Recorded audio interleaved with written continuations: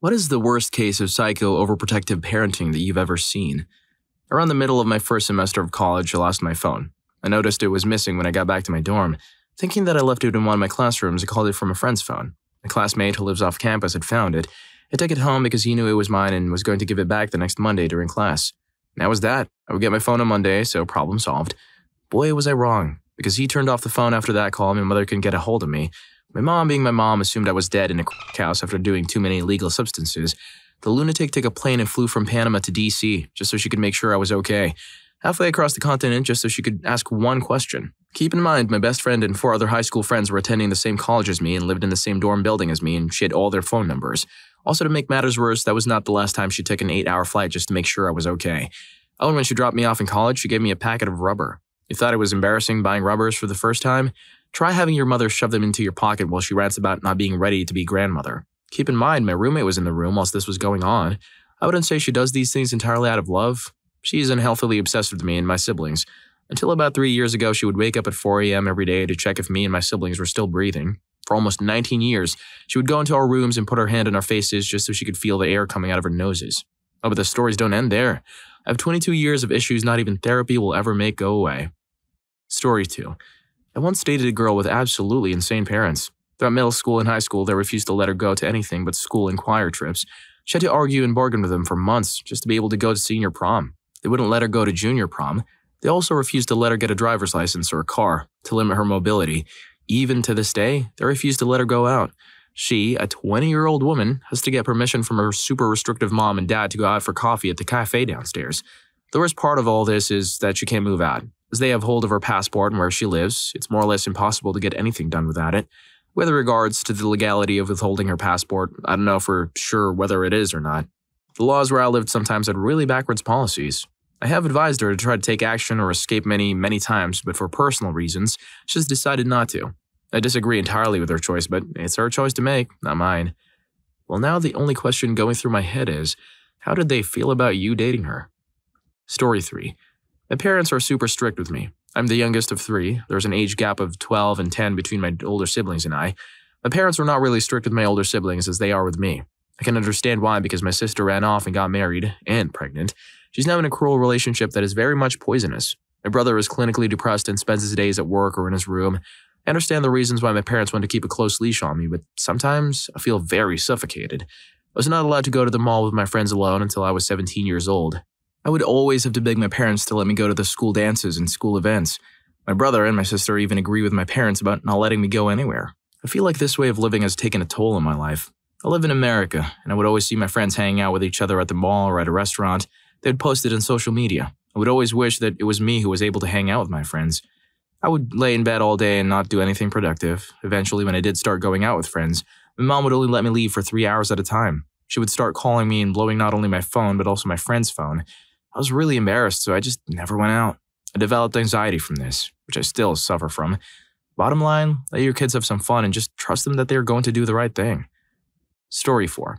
So I met my wife on OkCupid. We were about 21 at the time. I came into her life at a bad moment. She was failing classes, anxiety-prone, etc.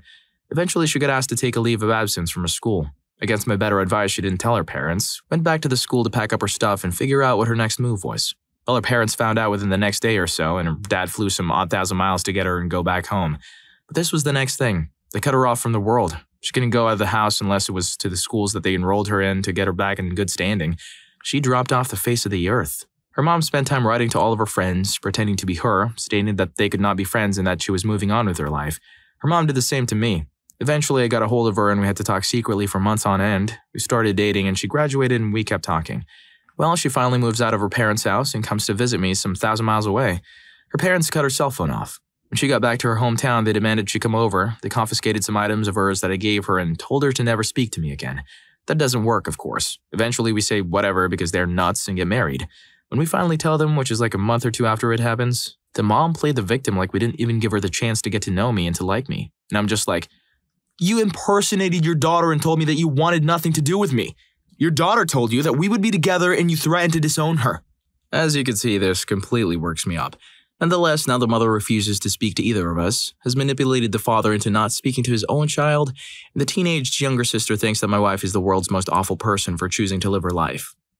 Narcissism is a possibility. People with NPD do some really nutty crap sometimes. Story 5. When I was in college, I was dating a girl and had been for some time. My dad lived in another state and we had made plans to go visit him, so she could meet him for the first time. The day we were supposed to leave, like 2 hours before we left town, she got her grades from her college. They weren't as good as her parents wanted, so they grounded her. I went to her house to try to reason with her mom. I should have bailed at that red flag, but I was in love. And her mom was so condescending. I explained how my dad and stepmom had made arrangements for her to be there and how excited they were to meet her. She wouldn't hear it. I made the mistake of saying, "I understand that you're upset, but deciding this right before this trip just seems childish." I was banned from their house.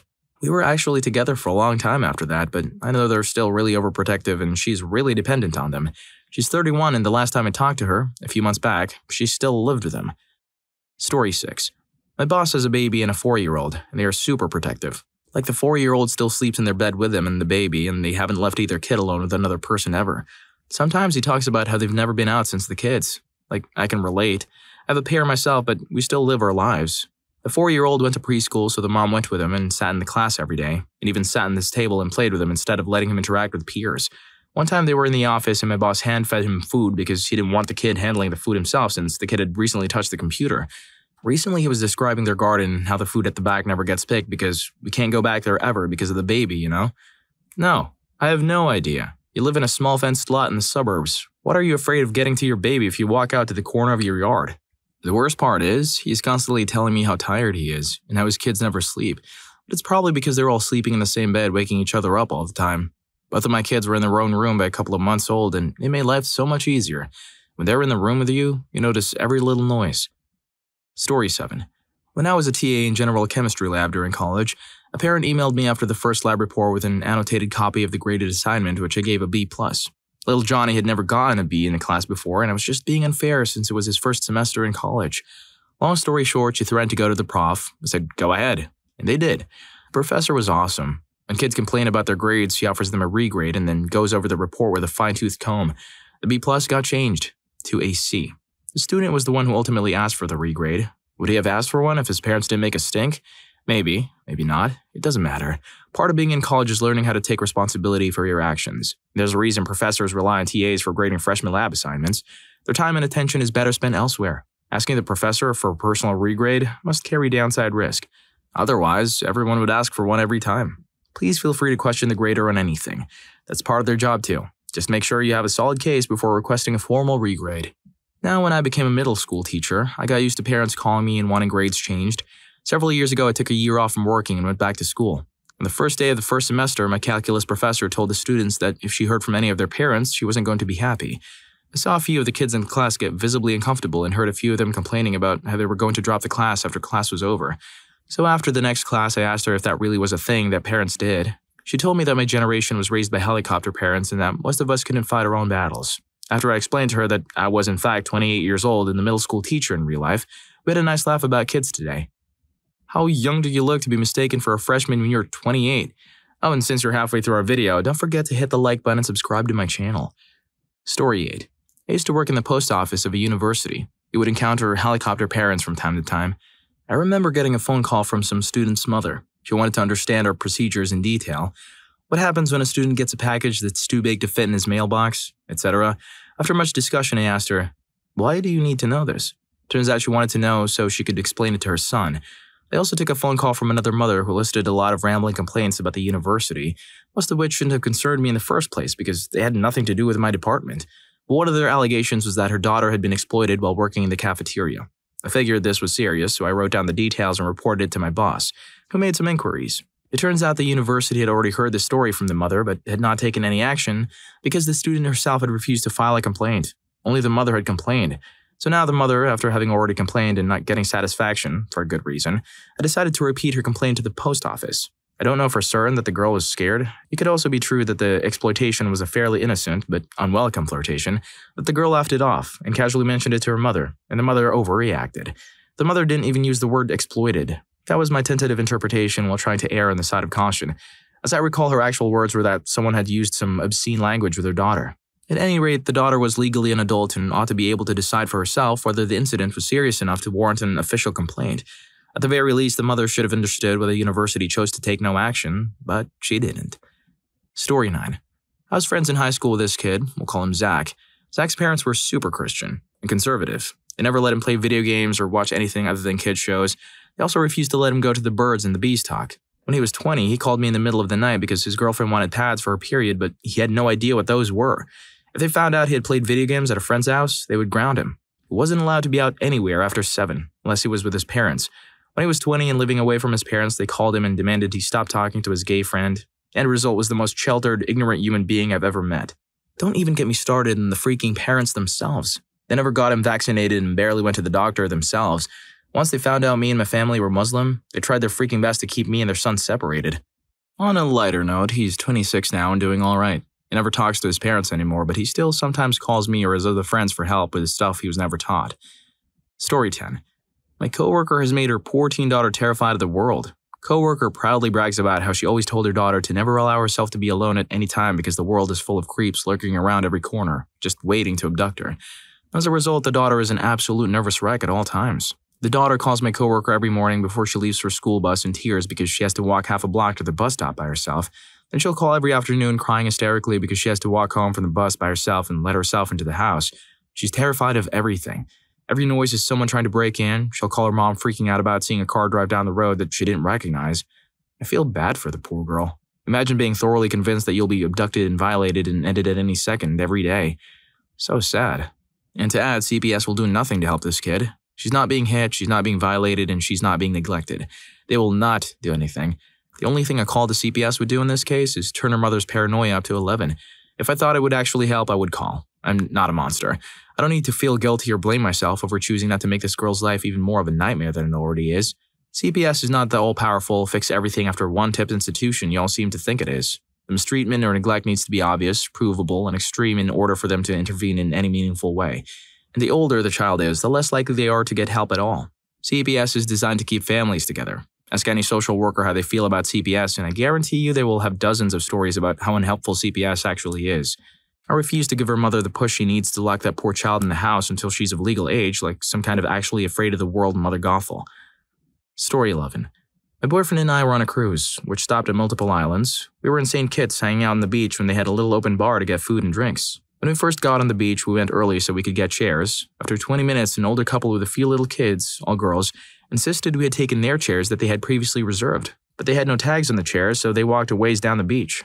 Anyways, we were at this little tiki bar thing getting food and drinks when one of the little girls of the older couple, wearing a huge bucket hat, was wandering around the front of a gift shop where there were wooden chairs. All of a sudden, this little girl isn't paying attention and walks up the stairs and bumps her head on a tree and falls down 2 steps.